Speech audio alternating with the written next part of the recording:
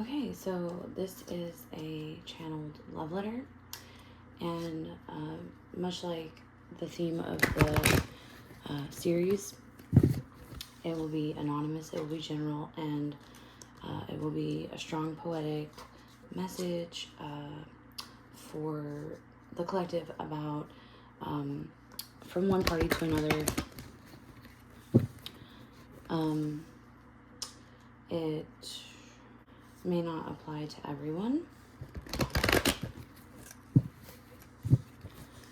It will be channeled with the help of the Holy Spirit, with divine intuition, my higher self, and third eye connection, and verified with the help of oracle cards, and in this case the tarot deck. And I'll also be improvising the poetry, and maybe start out with like more reading style, and then transition into more of like a rhythm and metered approach. As always, the reading will be provided with love, with respect to your free will, and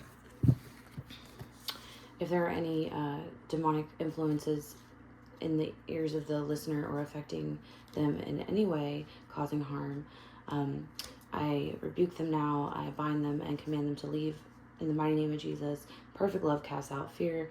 No weapon formed against us shall prosper on this channel, upon me or my listeners or the ears of them. May all evil eyes that are sent to them, or anything that they love in their abundance, fall blind and be sent back. All evil eyes sent to me, my listeners, or this channel are slowed down, blinded, and then returned. All spell work that is done on my listeners is undone, canceled, and returned. In the mighty name of Jesus, by the blood of the Lamb and the word of our testimony. And so it is. Amen and amen and amen. So with the help of the Holy Spirit, I will channel the most integritous, aware message that I can. It may apply, it may not. And so if it doesn't, no worries. Just keep it moving and let it go. No need to force anything. So the first card I pull is out of our sacred geometry, freedom. This series is going to be illustrating the relationship, or the friendship, I should say, between the narcissist and the empath. So here in this reading, we'll get to the root of the relationship, and also utilizing the third eye, the intuition. So from top to bottom and back up again. First of all, let's take a deep breath in. Really feel your feet planted firmly on the ground. We're going to breathe in from our feet, deep breath, inhale all the way up to the top of the head, past the third eye to the ground. Exhale, hold at the top, and then exhale, push that breath back down to your feet. We'll do that 2 more times. So inhaling, deep breath in, pull that red, warm earth prana up through your legs, your knees, your hips, your shoulders, your throat, all the way up through your third eye and crown. Then hold at the tippy top and exhale. Push that breath, that prana, that fire, open the crown, allow that cosmic fire to rain down your body, through your chakras, down into the earth, where it'll be grounded, transmuted into pure divine source, grace, love, light, pure divine source love, and it will be alchemically transmuted into that energy from Mother Earth. So how does an empath and a narcissist end up in this romantic entanglement? Why is there such a lack of commitment there?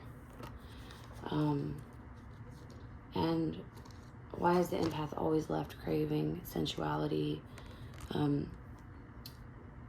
lacking union and love, the heart chakra, brokenhearted? The energy of the heart chakra supports our inner guidance system, which is governed by our heart and the capacity to love deeply. So they say time heals all wounds. I digress. Let's clarify this with some tarot. In this letter, we're gonna ask the empath what they want to say to the narcissist. So this will just be their chance to say their piece, get out how they feel, let it be known, the drama, the chaos, the conflict that has been caused in their life, air their grievances, mourn what has been lost, and then set it free and let it go and move on into the future where they no longer have to be burdened. As we pull out the Three of Swords in reverse, and Patience. So Temperance, Angel here, Sagittarius energy, and check this out, the Five of Swords in reverse. So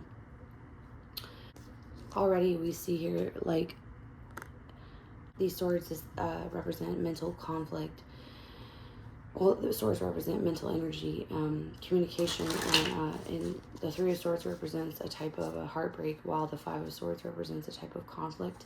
And then again, right off the bat, the Seven of Swords, deceit, lies, treachery, but it's in reverse. So all of these three are in reverse. So we see that with Patience. Here we go. The time here, because Temperance means patience. In time, this heartache will be healed. That the swords fall out. When they're upside down, they're falling out of this heart. So this heart can finally mend the holes that have been created there. These cords that are draining, that are fear-based and draining energy, will be severed, dissolved, healed, and then cauterized. So then with the Five of Swords and the Seven of Swords, so that's arguments, like a lot of like resolving of just fighting, lies coming to the surface. So it looks like, and then we have the Death. So this is an ending of like a trail of treachery,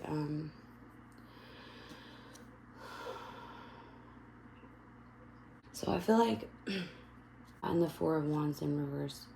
So what this is telling me, we have this desire. We have a need for patience with time here and the Temperance lesson. We also have a desire for the empath is craving a foundation, a stable foundation. With we have Four of Wands, and a fresh start with the Fool in reverse. So the empath is feeling a loss, sense of heartbreak, betrayal, with the Seven of Swords, and through these fighting, through these arguments, this conflict, these lies, this deceit, this heartache, the empath has been left with a fear of commitment. This like false starts, yeah, definitely a lot of false starts, and also this tearing down of this foundation that has been so patiently built with so much faith, and then like this ending after ending after ending. There's Scorpio, Sagittarius energy, Aries, and fear of commitments developing, fear of starting anew, and then fear of sensuality and romantic love. These false starts to friendships, these deaths to unions. So the empath is just like mourning. Like, so now here's the Five of Cups. We have this sadness and like, well, so I feel like here, like, it's very clear that, as we know of anyone who's suffered from these types of relationships, we know that there is this sense of loss. And luckily, here's the Hierophant, which is beautiful because that's the structure, and that's having God in the reading, and Six of Wands. So we have a victory here after conflict. And check that out. Nine of Cups. So not only do we have the higher power coming into the reading, we have a wish fulfillment, happiness with the Nine of Cups. So we go from mourning the loss to a fulfilled, happy victory here. Parading off, and it comes with the disabling of illusions, the falling away of the weird ideals and illusory like promises and beliefs that we really coming through awareness of the truth, and toiling away with the Eight of Pentacles. So really toiling away at the hard work that you put in, enjoying the fruits of your labor, and the secrets coming out. That was the other thing, the illusions being exposed. Lots of material, people that are in the material world involved here. Lots of spiritual, emotional growth, material work. A lot of knights, so like a lot of messengers. And look, we have another, so not only is the Hierophant like having the higher power in the reading, the High Priestess, so she holds the secrets. She's on the Seven of Pentacles, 7 to the 8 of Pentacles. Those are both great to have progression. 7, 8, 9. So we have 6, 7, 8, 9. Actually, Hierophant is 5 too, and so is the Cups that you started with of your grief, and then that's the Ace of Swords, truth. So when you have the Ace of Swords, that just means there's a lot of truth to that. So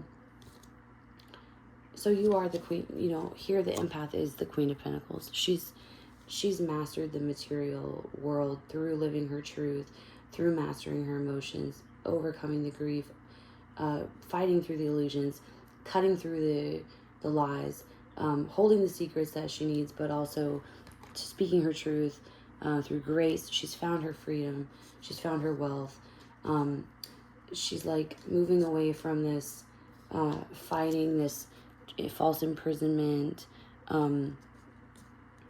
towards collaboration, towards teamwork, towards abundance, towards hard work. At some point she's working alone. At some point she's collaborating with the help of higher power, structure, order, discipline, and all that good stuff. But then it's like the devil and the third parties. So really there's a lot of like cheating with the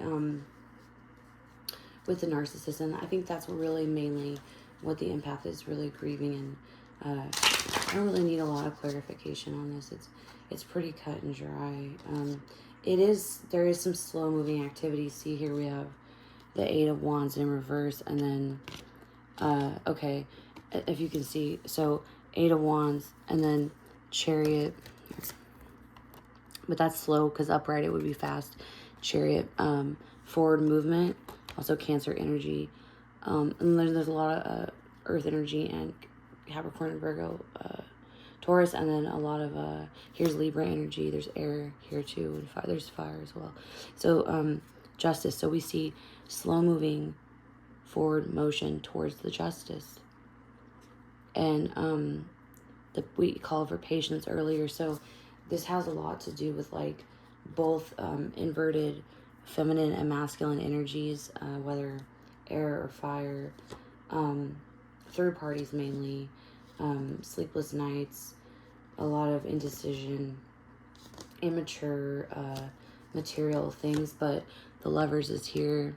We got justice, we got strength, and we have the Lovers. Okay, so there is strong need for patience. There's a strong need for teamwork, and just for faith, to know that justice is upright. So that's really good. So let's just do one clarification on justice. because I do want to see, like, let's like frame it around, how is, like, because we've done enough, like, we know what the narcissist has done.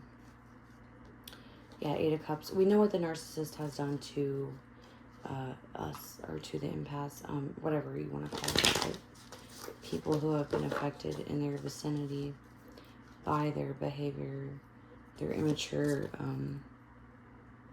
So the Page of Wands in this deck, it's the Son of Wands. You know, this snake-like energy, this fiery, passionate. Now the 8 of Wands is upright. So now we have the 8 of Wands upright. So that's good. That this is more faster motion. So let's clarify what is moving faster for the empath and the narcissist relationship. So 7 of Cups. So in reverse again, that's another one. So Spirit says, I said what I said. There's an end to this juggling, this indecision. It's like a, okay, I see this. So see how we have these two immature energies. Like earlier we had the it was either the Queen of Cups or the, no, it was Queen of, yeah, either Queen of Swords or Queen of Cups in reverse, and then King of Wands in reverse. So they came out together. It was like saying like these third parties, these interference, these illusions that were created by people who like were interfering in like this person's life, the empath, or we'll call him the empath. And so when I'm asking for clarification about like who's responsible for these blockages, I'm seeing these like immature, fiery, passionate, snake-like. So the Page of Wands and the Ace of Wands in reverse. So it's like these fiery, immature, start new baby ideas that spark these false starts we were talking about. So we're going from that energy, that like immature masculine like energy, but see how it burns out. Like the wand is like upside down, so the ace is upside down. So it's really showing that like that approach, it fizzles out. It's like quick starting, but also quick to burn out, and it's immature. With the Page, the Sun, it's not a king, it's not an emperor, it's not a hierophant.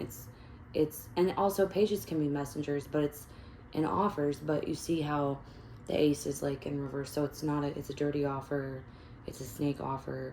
So we're moving from that kind of like third party energy to here the Page of Pentacles, which although that is also a page, it's upright. So it's like, well, that Page of Wands is upright too, but it's like showing like this more material, stable, gentle, and again with the Six of Wands, victorious. So we're getting a lot of the same cards. So now coming in is the faster pace, because we had the Eight of Wands upright, transitioning into this faster pace, like victory and material, like stability and groundedness. So what I'm getting here's like that the death that we were talking about, this ending to the indecision, to the illusion, to the the juggling, the lying, the third party, like whether it's, I don't care if it's an air sign, a fire sign, a water sign, they're all creating like this, like there's another Three of Cups. So we have this it's all third party relationships, bad offers, false starts, a lot of like devilish, like that came out twice. Slow moving, that came out again. Trying to stop people from moving on, and a lot of false start. But see, now here's a lot of the cards that were initially reversed in the clarification are coming out upright. So we have the Fool, which is like, there we go, now your new beginning. And then we have some more of like Eight of Pentacles, So it's like the 5, 6, 7, 8 energy again. Like when you're like learning how to dance, like 5, 6, 7, 8, go. It's like when you're in dance class or whatever. Here's that Queen of Wands in reverse again. Well, last time it was the King, now it's the Queen. But so it's like when you're in class, like dance class or something, and somebody's you know, like teaching you, and they bring you the moves or the routine, and you know, you get so many probably 1 or 2 like rounds of the moon. So the secret, so even though it was reversed before, now it's upright. So 7 of Wands. Yeah, so try not to be too emotional about like these secrets. But yeah, once they say the 5, 6, 7, 8, they just, it's like go, and you have to just go. And that's like that signal for okay, we got the Lovers twice, that's great. The 9 of Cups, the Lovers.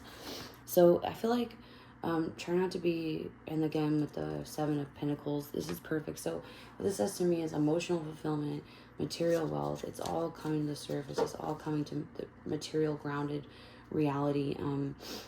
And there's family connections, there's partnerships in business, and stable familial connections. But it's going to be, you have to be ready to go. You have to be trained to go. There's clear justice coming in. I was clarifying the justice. So we have King of Swords upright and Queen of Wands upright. So that's fiery, swift, clear. Again, 3 of Swords in reverse, clarified. So end of heartache, and that's quick. So you're just going to have a quick relief. Just quick relief. Quick and painless ending to, you know, justice to the injustice. Put it that way. And like I was saying, like oh, right here I want to mention this Father of Cups and Daughter of Cups. So there's a lot of like these 2 cards with the Black Swan and grown, and the baby, the King of Cups, and then the Page of Cups, daughter, baby White Swan.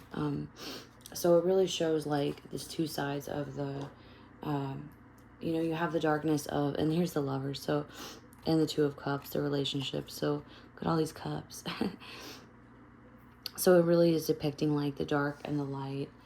That's actually the moon. There you go. Because that's duality. So I feel like upright, this moon, since we already had it in the reverse, showing that the secrets were coming out, I feel like upright, and the stairs too, like this 9 of Wands, it's like a completion of and these 2 cards, cool, it's cool, they have the moon, they both have the moon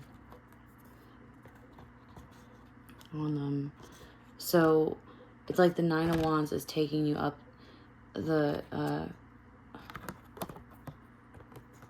okay, so it's like the 9 of Wands is taking you up the stairs to the secrets that lead you to the quick and painless relief of them being revealed, the duality of the shadow side of yourself, the light side. Because what's cool about these cards in the Wild Unknown is that there's also like a reflection here. There are little swans and the birds, and the Lovers have the geese.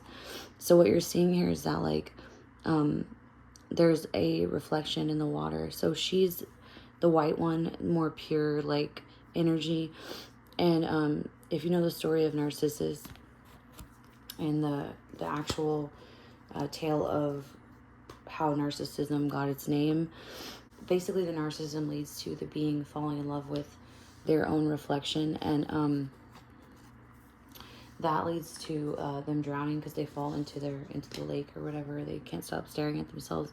So the irony of that tale of Narcissus is that in actuality, while we think the narcissist is the one staring into its reflection in the lake, in fact, the empath is the one doing that. They're the one in that, I just pulled out the Hangman, in that Hangman suspension of need of like watching the narcissist. We're obsessed with their darkness, their dark side, and what it is about them that makes them so different from us, as we seem to like to claim that they're so, below us and like not in our holy bracket or whatever. But the truth is that these traumatized people are just like us, and they're just honestly just mirroring and reflecting back to us who we are, because they're not authentic or honest, and they don't ever seem to get what they want or get their wish fulfillment. So they take our blessings by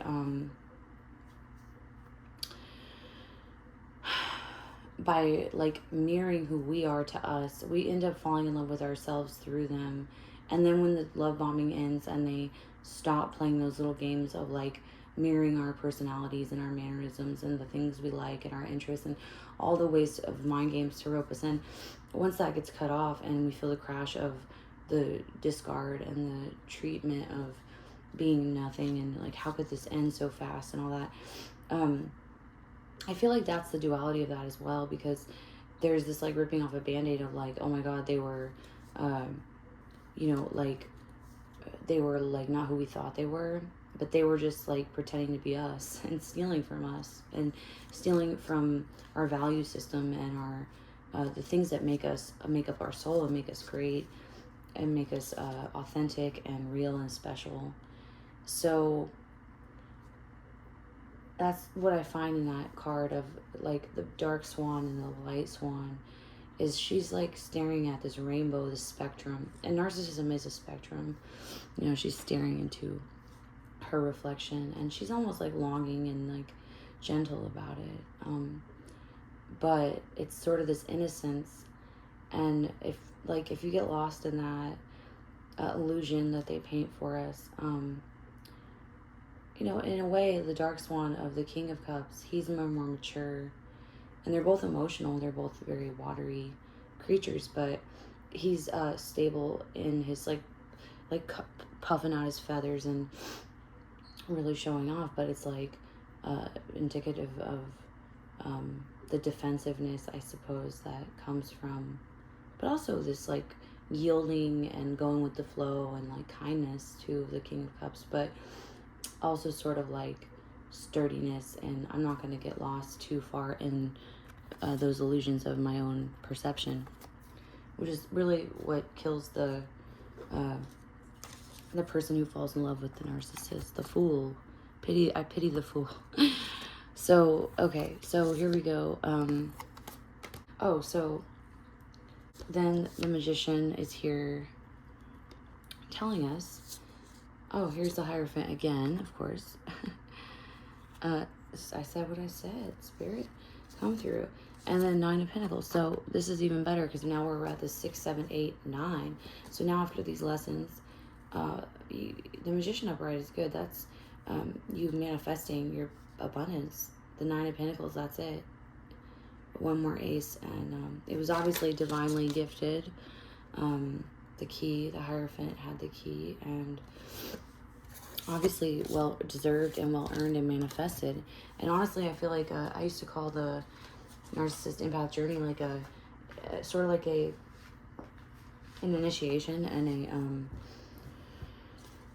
inoculation into a relationship of sorts, to prevent you from getting hurt again, to stop you from getting into these patterns of trusting people that it's like you just see their game, you keep their game, and you learn how to avoid the same pitfalls. But then you have to learn, otherwise you're just going to get trapped in that same old cycle of perpetuating like loss and grief and all this bullshit that people really don't deserve, like at all. So what do we deserve? Grace and freedom here. That's what this is about. And so we got to the root, the core, the heart of the issue here, and we saw through so clearing our root, our heart, and our third eye chakras, seeing through what's going on in these relationships and sort of why, sometimes a little bit why,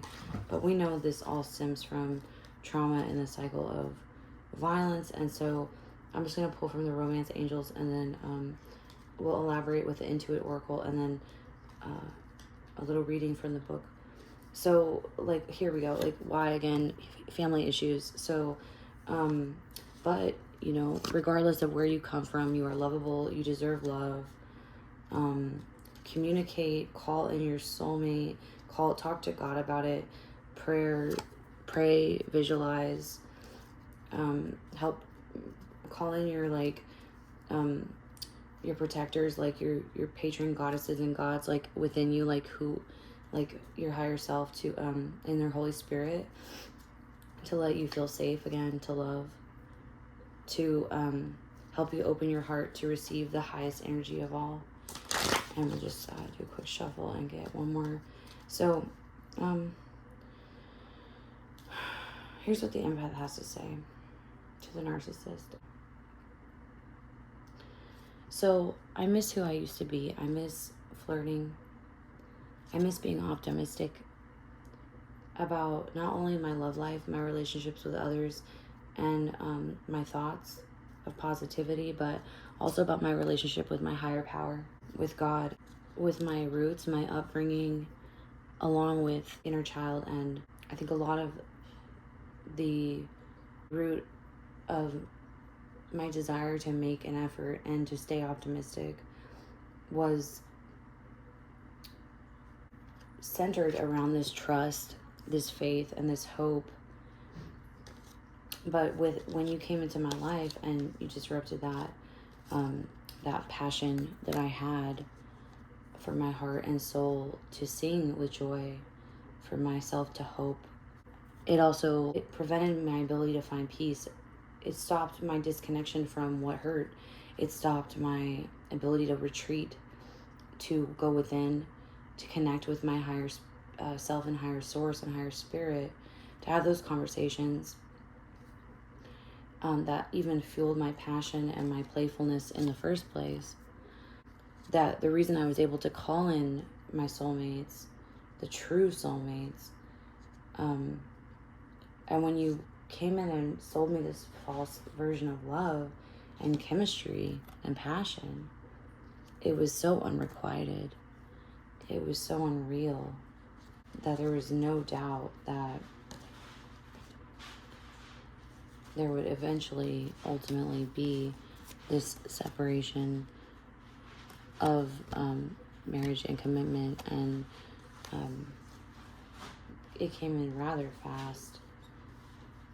This codependency and these control issues needed to be freed from my heart, and so that I could love myself first, so that I could be patient for the things worth waiting for, and also to not be afraid of things that I have known before, because getting into these types of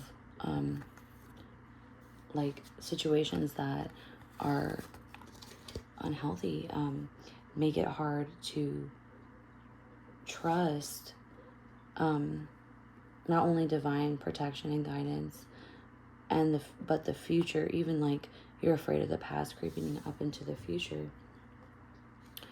It can make people afraid of commitment because of like a fear of being trapped and of being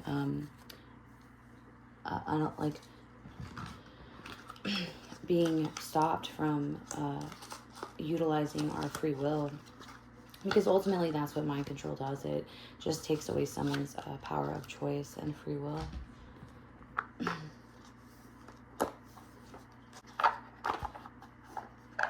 And just like that, I turn to this page from the Sacred Geometry of Relationships Oracle Guidebook, and we pull up commitment, number 13.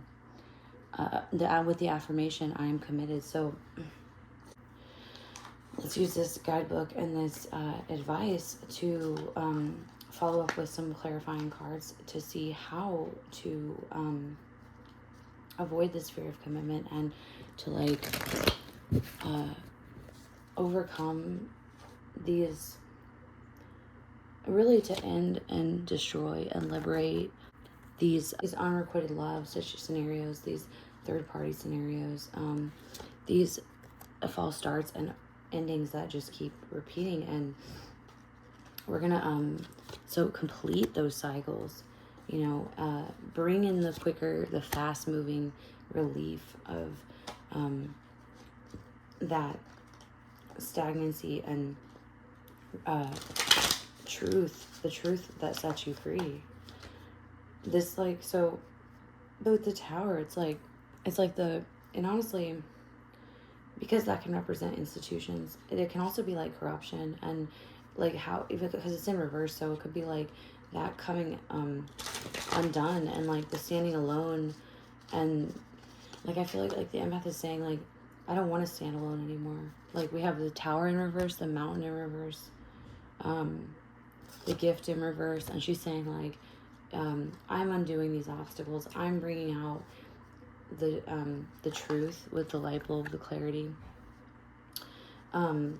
This promise of this diamond ring, like the commitment, the loyalty, the partnership agreement, again with the union that came out in the sacred geometry deck as well. So it's like saying, like,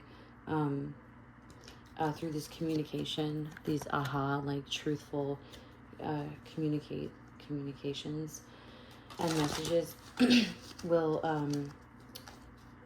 the commitment be unlocked. And again with the moon, like these secrets, like the subconscious, like, and the quick moving, like, intuition, because right behind that is the stallion, like the stallion moving in to unlock the secrets, to like basically blow through, like and then the waterfall, like the flood, just blow through with a flood of them.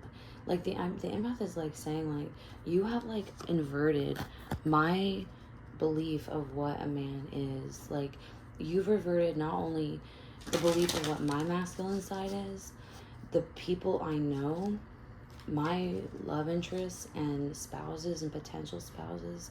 You've even inverted how I look at the Son of God, Jesus, how I look at like truth, like in clarity in general. The only thing that blessing in disguise from that is that, like, I became the Wolverine. I became fierce, powerful, the lone wolf. I became assertive and determined, and a free spirit, a rebel without a cause. Like Uranus, where Uranus was the son of Saturn, Kronos, who defeats him, but he was going to get eaten by Saturn. So where Saturn brought the restriction and like the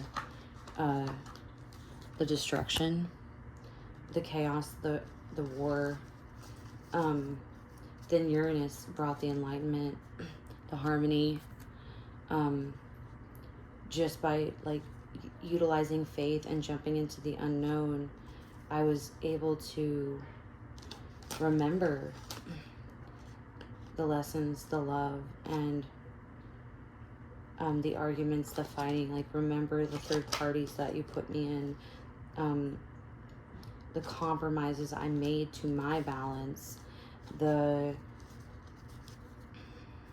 So many times I was on target. I had the wheel turning in my favor. I had luck on my side, and you took it from me, and took away, like, not only inverted my perception of clarity and truth in the sun, but my pride, my self-esteem, my ego, my fairness, almost made me like you, almost my femininity, my wisdom, like my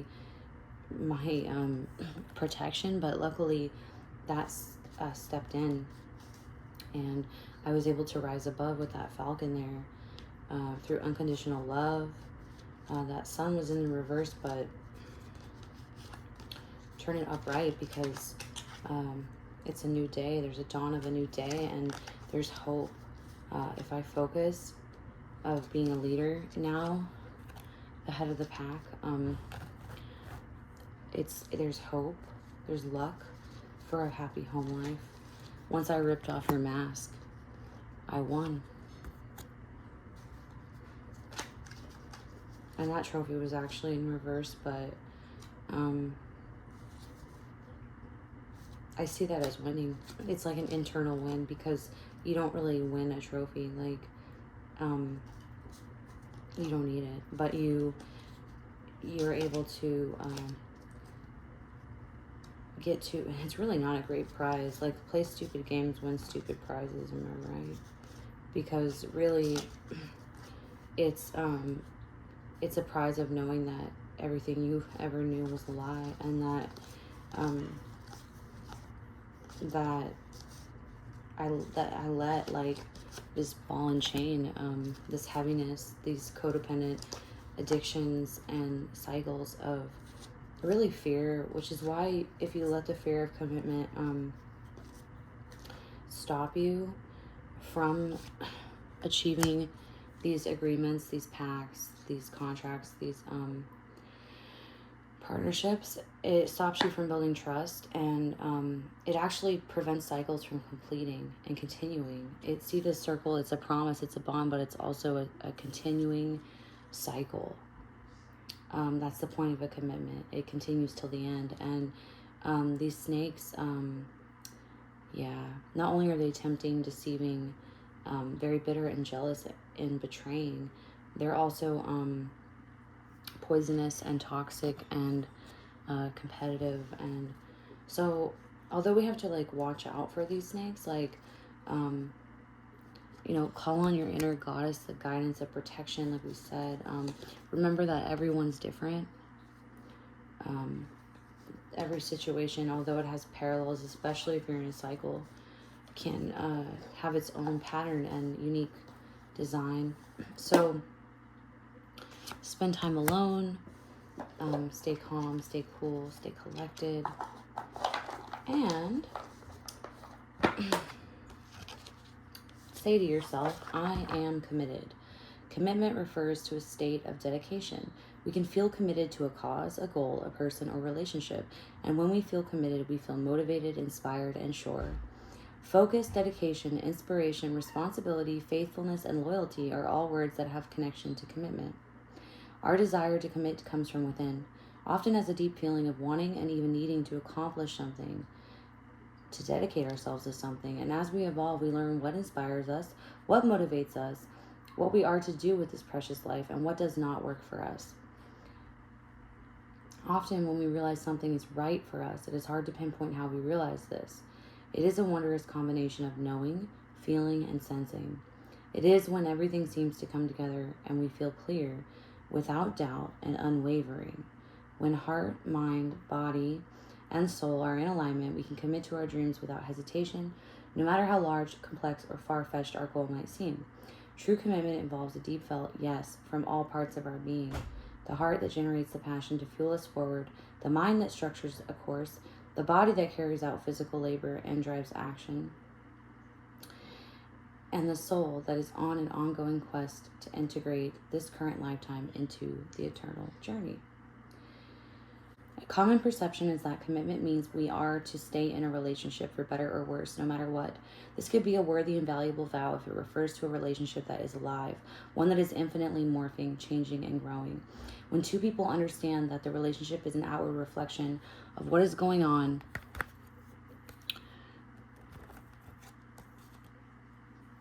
inside, they are each willing to go within first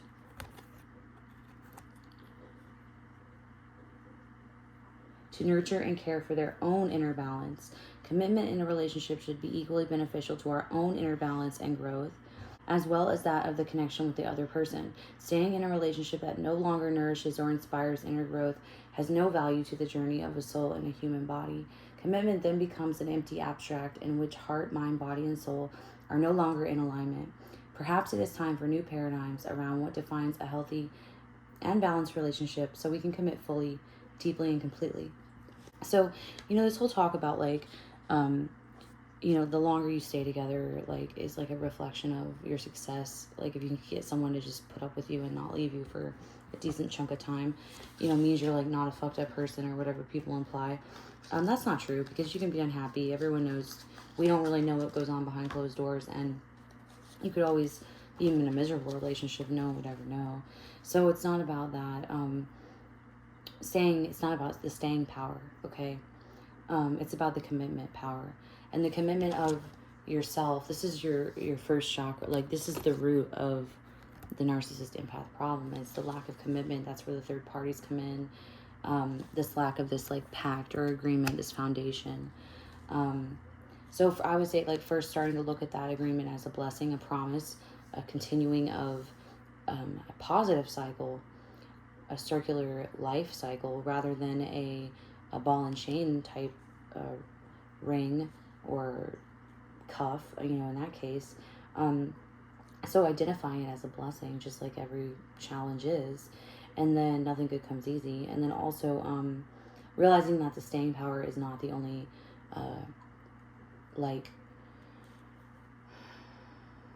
identifying marker of what success in a relationship looks like. So define what the success looks like for you, commit to that goal of achieving that success, and take the staying power, the time out of it. Like, so,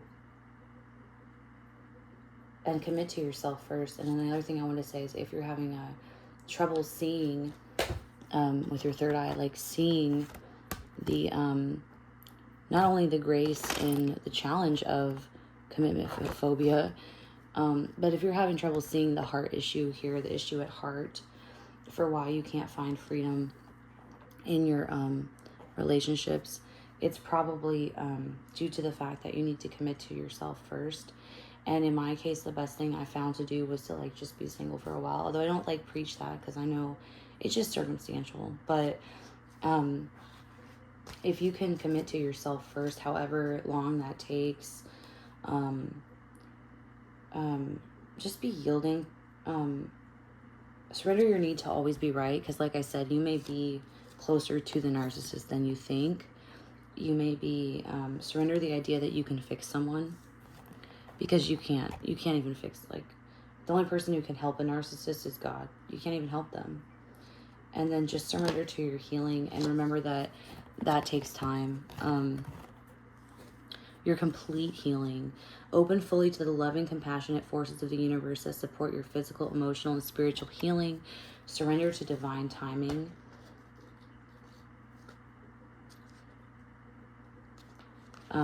Sometimes divine timing may differ from your ego's timing. So, like, we want it now. But surrender to spirit. If a goal isn't manifesting fast enough, like your ego's telling you it should happen faster, just be patient with the temperance that came out earlier. Surrender to the silence of your spirit. Get quiet and ask yourself, how do I know when I feel fully committed to a person? How do you know? How do you know when you feel fully committed? Like, what does it tell you? Where do you feel that? Do you like the idea and how it makes you feel? Do you like the idea of committing to a relationship completely? If you feel any resistance to commitment, do you know why? Yes or no, do you know why? For a relationship to work, does there have to be full commitment? I mean, can we do this without it? Can we be intimate without commitment? Can we be afraid of intimacy and also not afraid of commitment? What is that? And just what does that mean to you? And there's no right or wrong answers there. Like, no one's checking on you. Just ask yourself, and it'll lead to some discoveries. So good luck. I know this wasn't much of a letter. It was, because honestly, I feel like the empath has already been begging and saying everything they need to say to the narcissist, Just surrender the resentments to them. Throw that umbrella out there. Throw that caution to the wind. Put a message in a balloon, get an environmentally friendly balloon and let that puppy soar. And just let it go. Holding on to resentments only poisons you, like that snake. You gotta suck out the poison. Try to forgive others for their shortcomings and keep moving forward toward a positive situation in your life. You gotta take a break, pump the brakes on these patterns. Connect with your heart and the root of how you got in this situation. Remember the agreement and the pact that you had with yourself and your higher power, and always stay committed to your values and to who you are, no matter, and the uniqueness and the originality of the love that you are, no matter what anyone tells you about who that is or about what they can do to you, because they can't. All right? Lots of love and blessings. Peace.